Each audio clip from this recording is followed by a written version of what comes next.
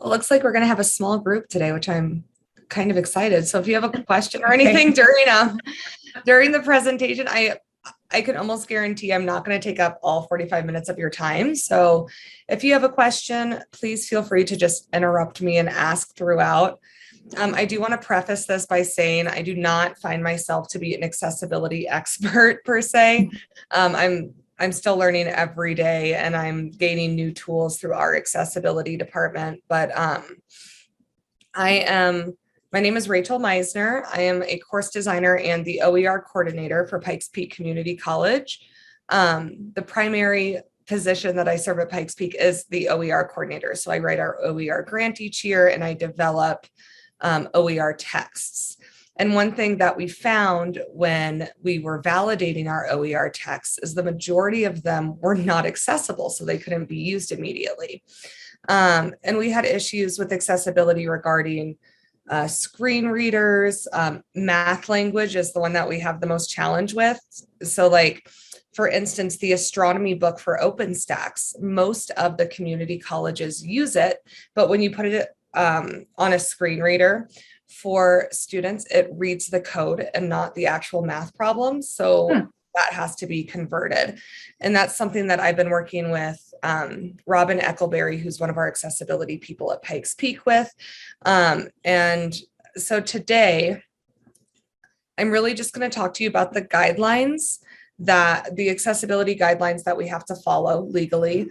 I created an accessibility checklist called Is My Course Accessible? It's kind of like a 101 checklist for instructors. And then I have tools for you. So I have different screen reading tools, alt text, and other accessibility tools, including a math language tool. Do not think you have to like write everything down. At the end of this presentation, I will give you a bit.ly or like a little link, and the whole presentation is in there as well as the checklist.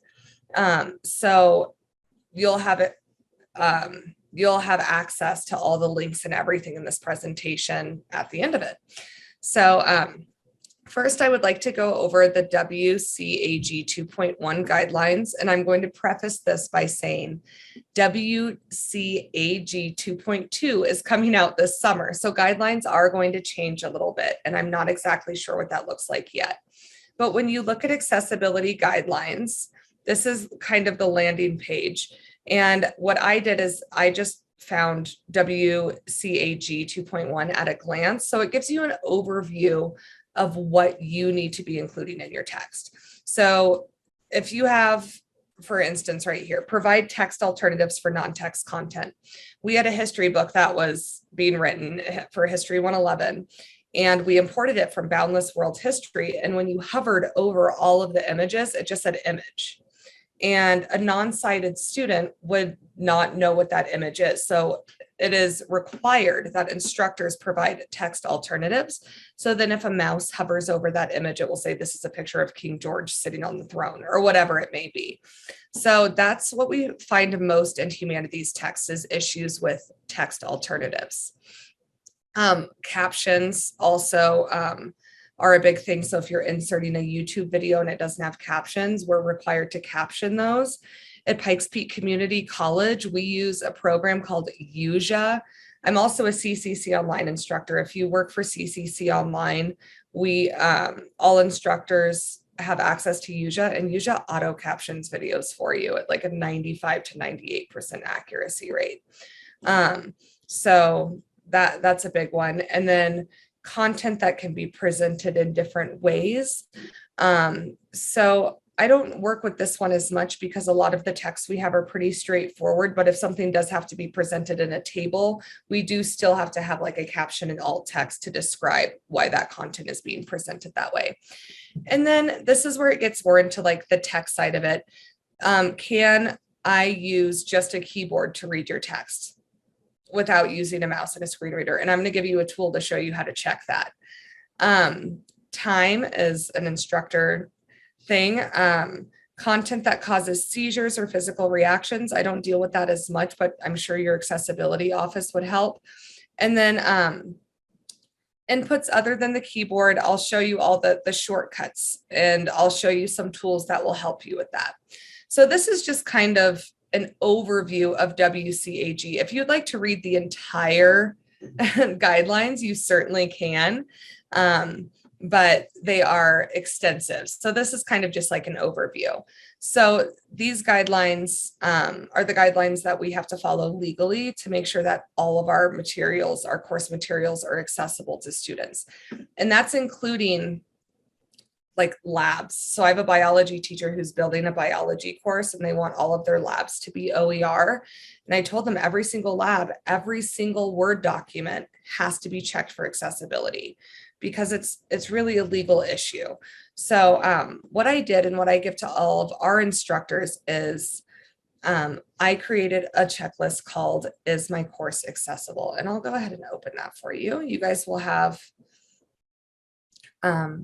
you'll have this at the end of the session. So let me make this a little bigger for you. So I basically created just a basic checklist. So I can use my keyboard only for all interactive elements. Again, I'll show you how to do that. Logical reading order. When using the keyboard, it navigates from section to section in logical order. So I put that one in because we just had oh my goodness, an oceanography text that had multiple columns within the text. And instead of reading down the columns, it was reading across. So it was actually like mixing up the text as it was reading. So it's always good to use a screen reader to check that your reading's in logical order. Is your alternative text high quality? So does it contain actual descriptions or does it just say image one? If my alternative text is lengthy, I have a long description instead, like a caption under your picture. Math content, my tables have headers. If I create it in Word, which I'll show you how to do an accessibility checker in Word. And when you write equations in Word as well, if you're a math or science person, it's compatible with screen readers. It does math type automatically for us. So I love building math texts in Word. And then videos or captions and have transcripts. Videos without a lot of visual information contain an audio description. I added that because we have 2 humanities instructors teaching the history of film, and they decided to insert silent film clips into their text. So like Metropolis by Fritz Lang, for example. A non-sighted student would not know what's going on in that video at all because there's no text. So that requires a description. Color for meaning, this is something that we all do, and I've been guilty of myself, is when you're outlining stuff in your courses or your syllabus, you'll make things different colors to make them stand out, and that's actually against those accessibility guidelines. So bolding and underlining is preferred because students with color blindness can actually lose content in your course if you color code things just for meaning. And then accessible color contrast, Word will check that for you. I can show you what that looks like. When I zoom in, like I did on my screen here, it doesn't lose clarity. So it doesn't get like really blurry. So that's something that you can check. And then links contain an actual name of the text, i.e. like chapter 1, not click here, and voice control. So I'll show you how to check everything with that voice control. So that's the checklist that I created and I give to every instructor before they even create a text, just to kind of give them like a heads up of what's expected. I am always willing to help them walk through these steps. I don't expect them to do it themselves. But this is kind of what we're looking for before a text can be approved for student use. So the first thing that I have for you is screen reading tools. So screen navigation commands. Again, you're going to be getting this presentation, so you'll have all of these links. There's a website I found that gives you all of the navigation commands. So if I want to stop using my mouse and I only want to use my keyboard, which some students use that for accessibility, then I have all the commands here. So right now I'm hitting tab. That's why it's taking me from move forward to link or to controls. Select buttons, you can space bar. So this gives you kind of like a little cheat sheet of how to check your text. So when you're checking your text, press tab a few times and make sure that it goes from section to section, right? Press the space bar and see if any of your buttons will be selected. Navigating, you can use with arrows. So I'm pressing arrows right now. Go to the top of the page is Control Home. So there's a lot of different little cheats here that you can kind of use to check your text. Do we expect you, if you have a 1,000 page text, to do every page? Not really. When we do accessibility validation checks, we just pick like random points in the book and just make sure that the book works, like maybe a page from each chapter, and then just pick a paragraph and kind of play around with it just to make sure it works. Or if you know that, like in the oceanography book, there were tons of figures. Like if you know you're going to have a section with a lot of pictures and figures, choose that section and run, you know, your screen commands on that. So this is just kind of like a quick cheat sheet. Screen reader extensions. I use Google Chrome for everything. I'm a Google Chrome person, even on my MacBook, which I'm on right now. Screen reader is a great app, and I have all the links there. So I'll kind of show you what it looks like. We might have some overlap with me talking and the screen reader talking momentarily, but I'd like to show you what that looks like. And then there's another screen reader called Read and Write for Google Chrome, but this only works in Google products. So like if you use Google Docs, Google Forms, Google Sheets, Google Slides, Read and Write is this little purple puzzle piece here. It'll pop up at the top of your screen and you can click it and it'll read the whole page for you. And then if you're a Microsoft Edge user, there is an extension called Read Aloud. So these three screen readers are the most used and used by students as well. So if you want to see if a student can read a text, you have to kind of practice with the tools, and they're all free. So I'm going to take you, for instance, to screen reader.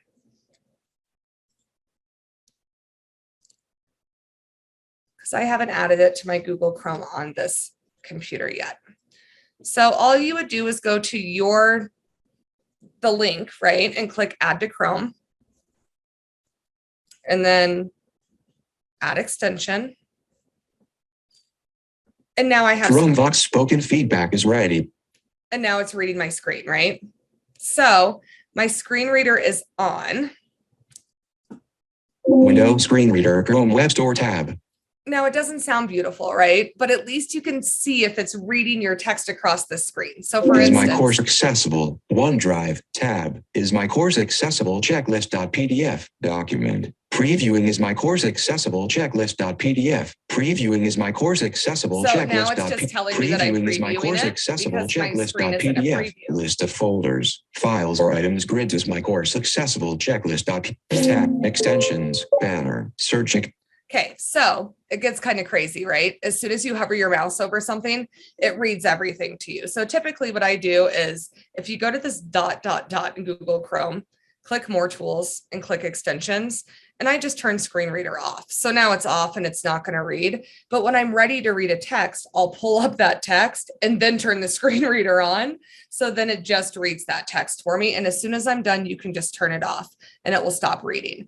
But it's a great way to just like pull up a page in one of your books, turn it on, see if it can read it. And if it's not reading, like if you have two columns and it's reading across two columns, then you may have to reformat your text, right, to like one column, or you may have to fix the formatting within the text. So this screen reader is free. You just saw me install it. It took 30 whole seconds. I highly recommend it.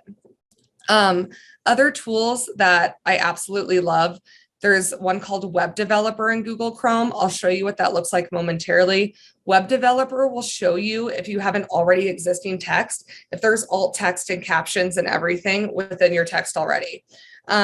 So this will pop up most of your accessibility things. And then Microsoft Word has an accessibility checker. I'm going to go through that for you. And then Wave Evaluation Tool is another tool that I absolutely love to use. Wave, if you use Wave within your within your document, it'll scan the whole document and tell you where you have accessibility issues. So then you don't have to do it yourself.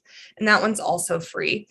And then MathJax is a free program that does math language for you. If you're a math or a science person, I highly recommend using it. It will write your equations for you, and it converts it so screen readers can read it without any issues. So first, I'm going to install both web developer and Wave. So here's my web developer.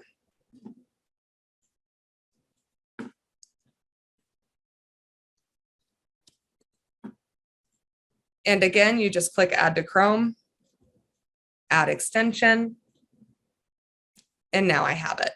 So web developer, let me go to my extensions. Looks like a little cog up here. So I don't have, let's see, there it is, web developer. It looks like a little like gear. If you click pin, it'll stay up there for you. So if I go to a website now, let's say for instance, OpenStax.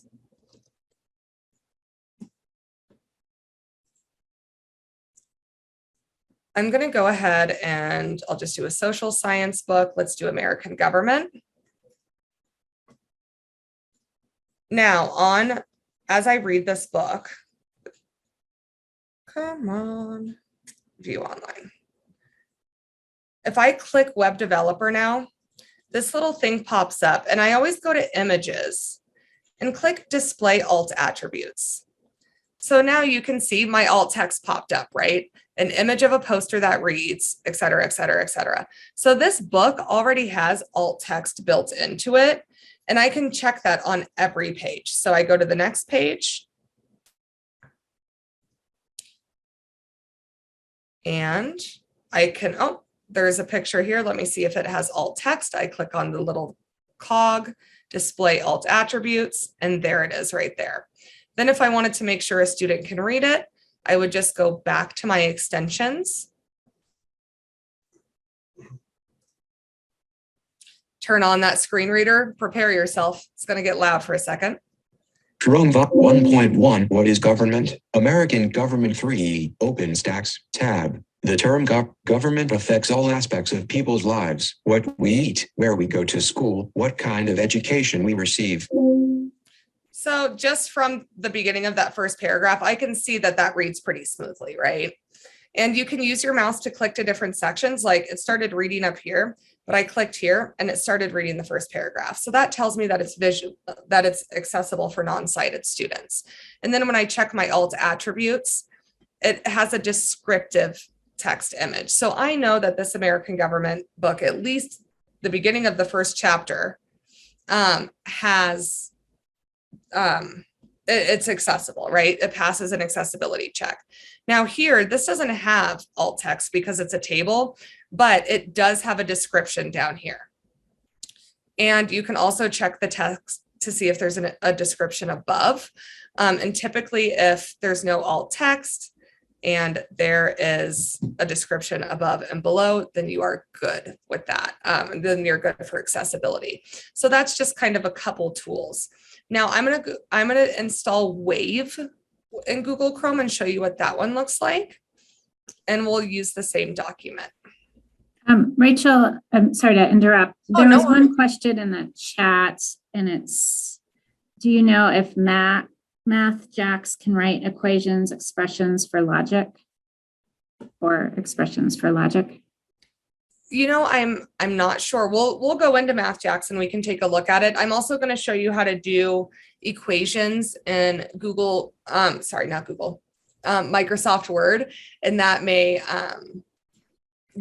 write equations for logic. You're like philosophy, right? Yes. I would assume. Okay.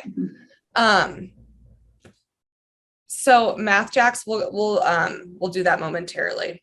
So I have Wave right here. Okay, evaluate web accessibility within your browser. So I am going to go to my extensions and Wave is right here now. It's a little W. I'm going to pin it. So now I have Wave and Web Developer. And let's go back here. And if I click on Wave, it brings up everything on the screen and gives you a summary. So there are 7 errors, 12 alerts. And if I click details, it will tell me exactly where all the errors are. So there are color contrast errors here. Here's one right here. This is not good for people with color blindness, right? So you can actually see where all of your contrast errors are, where any of your alt text is missing. So it's checking all of my alt text here. There's some alerts where it says like the alternative text is redundant right here because it's also probably in the figure description. That's not an accessibility like error. It's not going to deem your work or non-accessible, but some of these contrast errors may, let's see, there's empty form labels. Let's see what that looks like here. Oh, so this is just a search this book. So that one is fine. That's not an accessibility issue, but you can actually go through every part of your text with Wave and it will tell you everything that you need to know in terms of accessibility. Again, it's free. You don't really have to be an expert to use Wave because it explains everything to you and will take you to those points on the page. But then you can kind of see where your text may or may not have issues. So I absolutely love that tool. And then the last one, I will take you guys to MathJax. Okay, so here's MathJax. It's free. So you can go ahead and let's see if we can, using MathJax.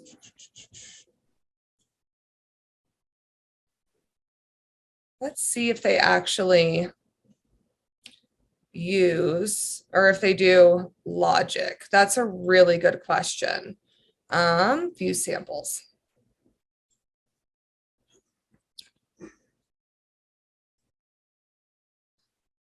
I'm not seeing logic, but I can email them and let you know as well. I can double check with them. Another way to write equations that's super, well, it's not super easy, but it's more user friendly than like writing in code. HTML code isn't super hard to write in, but when you have to put in all of your equations and then put in MathJax code, it can kind of become overwhelming if you're not super technologically versed. So another tool outside of MathJax is just Microsoft Word. And I will show you how to do that here. Okay, so in Word, what you're going to do is you can go to Insert, and Equation is what we're looking for. Equation. And now they have every type of like math symbol. They have all the math language. This is where you could type a lot of that like philosophy of logic equations. They have scripts, they have fractions, they have integrals. They have pre-written equations that you can put in. And as you write your text and insert images and do all of your text in Word, I just finished like a 2,000 page text for history in Word, and it was so, I'm not going to say easy, but it was so much more easier to use than some of the web tools. So if I go to review, there's something right here that says check accessibility. So as soon as I click on that, it's going to scan my entire document for that math language, for alt text, for images, for everything like that. So if I click check accessibility, it will tell you right away. There's no accessibility issues found because I did one equation and wrote blah, blah, blah. But if I had an image in here, let's do that.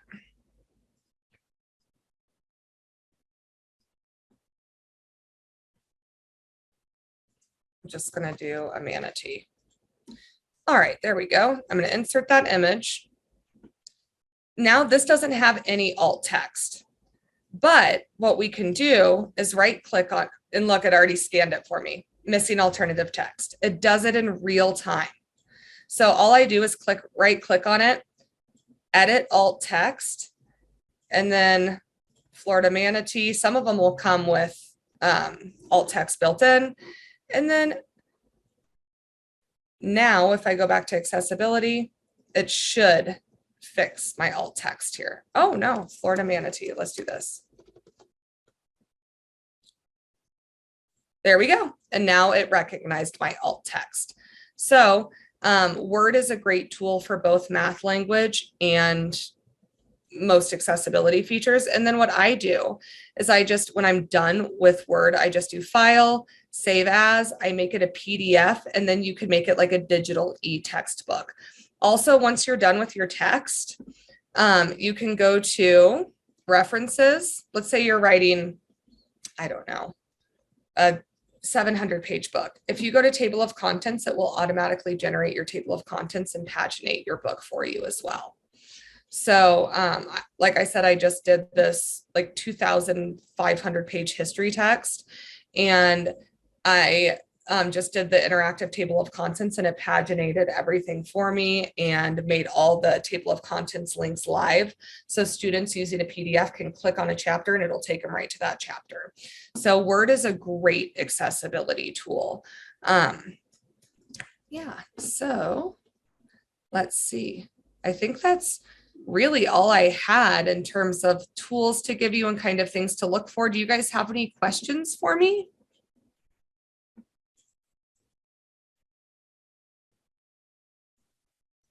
I don't have any questions, but this was really great. This was really good to know, Yeah, especially for OER material. yeah, it'll be fun to try them out. Are you okay with us using your accessibility checklist? Like, can we Absolutely. put that on our website? Absolutely. So the link I have on the next page is my bit.ly, and it comes with this full presentation with all the links and the PDF checklist. And Molly, I can also email you like an actual file of the PDF checklist so you can share that with staff. It's something that what we found is instructors, when we're building OER text, it's like you're building an OER text on top of teaching a class, right? Or Right. multiple classes on top of your full-time job. And once they get the text out, they give it to me and they're like, why can't it be published? I don't understand why. And we would walk through accessibility with them at the beginning of the semester, but a lot of that gets lost, you know, because you're just focused on creating the text. So now at the beginning of the text creation process, I just give them the checklist. It's like, as you're going through, use this. And if you need my help, let me know. So it's saving a lot of time on the back end of text development now. Right. Kind of check it as we develop. Yeah, checklists are great for sure. Yeah, that was really interesting. All of those different tools. And I've seen some of them in Word, but I haven't ever tried them out. So I'll have to Very give nice. them a try. That's Emma really also nice. said, this was very helpful. Thank you very much. Oh, good. I'm glad. And this is my link. It's just bit.ly PDW accessibility 2022. Molly, I'll email you the checklist and the link as well. And then Victoria and Tamala, I can email you guys directly the links as well, if that works. Let me go ahead and just write down your information so I can email. Is that something that you're okay with if we send that out? Absolutely. What I did at PPCC is I also put the recording in that folder. So Molly, if you once the recording's done, if you want to send it to me or send me the link, I can add it to that folder as well. I'm just encouraging all department chairs and instructors. I did one on UJA, so like accessibility and videos. I'm encouraging everyone to share this because this is something that we all kind of have to collaboratively do together, right? Right. That's great. Thank you. Yeah. So if there's no other questions or anything, I will go ahead as soon as we get off here and I'll email you my bit.ly link and the direct and the actual checklist, the checklist file, so you can download it. And then if you have any questions, please feel free to give me a call on my cell phone, my office, shoot me an email, anything. Okay, we'll do. Right. Well, thank you so much for presenting. That was very helpful. Yeah, no problem at all. Have a great day. Yeah, have a good weekend. Thank you.